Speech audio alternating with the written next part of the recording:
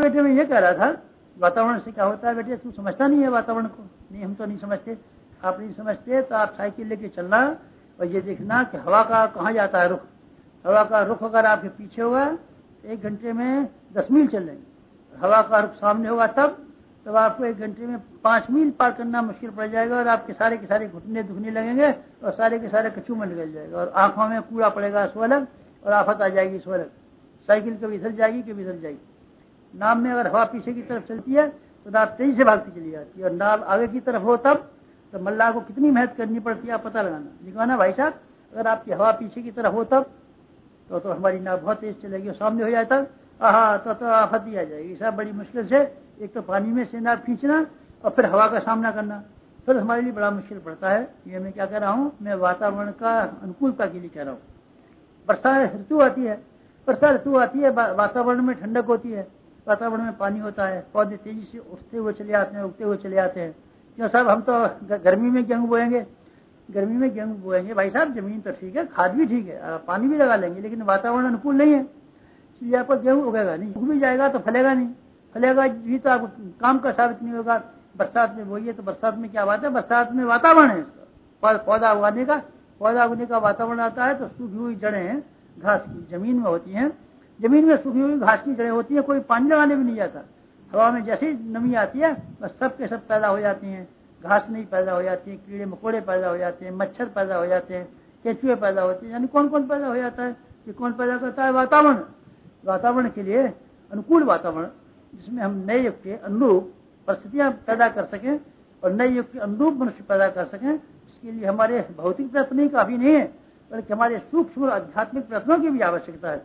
ये सूक्ष्म प्रयत्न, आध्यात्मिक प्रयत्न, आप अंतर जगत को मानते हो, सूक्ष्म जगत को मानते हो और आप देवी जगत को मानते हो और आप देवी प्रक्रियाओं को मानते हो, तो आपको ये भी मानना पड़ेगा केवल भौतिक प्रयत्न ही सब कुछ नहीं होती, आध्यात्मिक प्रयत्नों का भी अपने आप में मूल्य और आध्यात्मिक अनुकूलता और वातावरण की अनुकूलता भी कुछ मानी मतलब रखती है। इसके लिए क्या करना होता है बेटे, मैं निवेदन तो कर रहा था आपसे भी, इस तरीके से सारी की सारी प्रक्रियाएं यज्ञ से संबंधित हैं।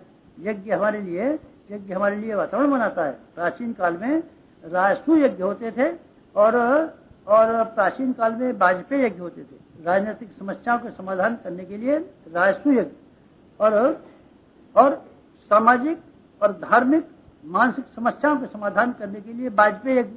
आप लोग जिस यज्ञ को करने के लिए जा रहे हैं और जो कराने जा रहे हैं, ये सारे के सारे वाजपेयी यज्ञ हैं। इनसे वातावरण को बनाना, धार्मिक व्यक्तियों को एक जगह जमा करना, उनसे परामर्श करना, उनको सलाह करना, उनसे मशवरा करना, उनको संघबद्ध करना और एक विशेष काम में लगा देना, ये हमारे भौतिक प्रयत्न है। और वातावरण का संवर्धन हमारा आध्यात्मिक प्रयत्न है। दोनों वाले प्रयत्नों को लेकर के हम चलते हैं तो हमारा यज्ञ आंदोलन, जिसको आप पूरा करने के लिए आपको जगह जगह भेजा जा रहा है और इसके लिए एक बड़ा बड़ा संकल्प लिया जा रहा है, जिसके लिए वातावरण से हमको उम्मीद है कि हम वातावरण बदल सकेंगे। इसके बारे में हम उम्मीद है कि यज्ञ परंपराएं, यज्ञ जीवन जीने की शिक्षा और यज्ञ वातावरण बनाने की प्रक्रिया को हम संपन्न कराने में बहुत हद तक सफल हो सकेंगे। इसके लिए आपको यज्ञ के कृत्यों के लिए यहाँ से भेजते। एक और यज्ञ के पीछे हमारा बहुत ही महत्वपूर्ण कदम छिपा हुआ पड़ा है, जिसको हम लगभग भगवान का अवतार कह सकते हैं। वो क्या छिपा हुआ है अपने यज्ञों में, युग निर्माण योजना के यज्ञों में? उसके लिए 2 फेफड़ों की तरीके से, 2 गुर्दों की तरीके से, 2 गुर्दों की तरीके से, 2 फेफड़ों की तरीके से, 2 आंखों की तरीके से 2 महत्वपूर्ण पहलू छिपे हुए पड़े हैं। तो क्या छिपे हुए पड़े हैं? पहलू छिपे हुए पड़े हैं देव दक्षिणा के। देव दक्षिणा क्या है? देव दक्षिणा हमारा प्राण। पुराने जमाने के पंडित आते थे, बस वो बलि करा देते थे। बलि, चलिए साहब बलि करते होगी, बलि होगी। बहुत पुराने जमाने में, आज से 1000-2000 वर्ष पहले, तो बलि के नाम पर जानवर मारे काटे जाते थे, जिसका भगवान बुद्ध ने विरोध किया था। और भगवान बुद्ध की वजह से यज्ञों में से तो हिंसा बंद हो गई थी, लेकिन अभी मंदिरों में अभी भी होती रहती है। देवियों के सामने वो पशु बलि अभी भी होती रहती है। प्राचीन काल में ये बलि का ही रिवाज, यज्ञों में बलि होती थी। तो गोमेद, अश्वमेध, नरमेध, यजामेध, यानी कितने यज्ञ होते थे।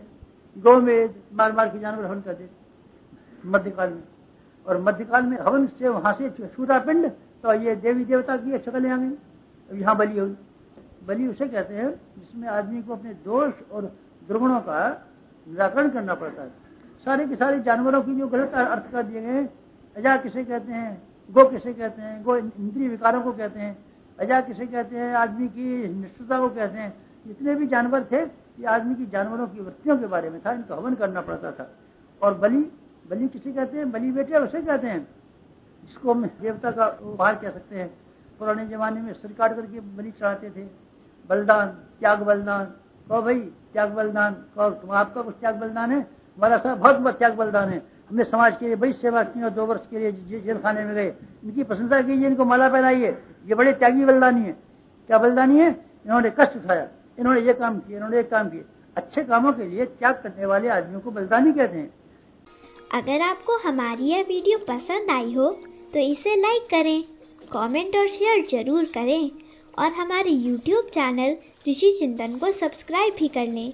साथ ही बेल आइकन को भी दबाएं ताकि आपको आने वाली वीडियोस की नोटिफिकेशंस मिलती रहें।